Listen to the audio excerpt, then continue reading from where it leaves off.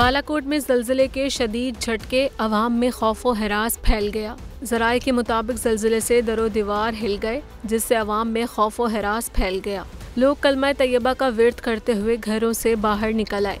दूसरी जानिब 8 अक्टूबर के क़यामत खेज़ ज़लज़ले की 18वीं बरसी आज मनाई जा रही है।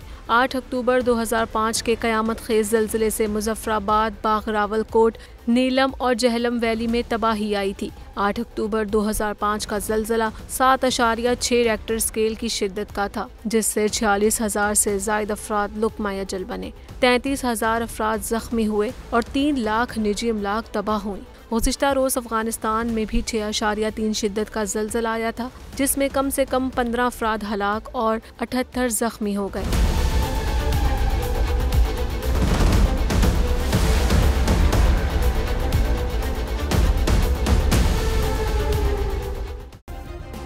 सब्सक्राइब करें और बेल दबाएं ताकि कोई खबर रह न जाए।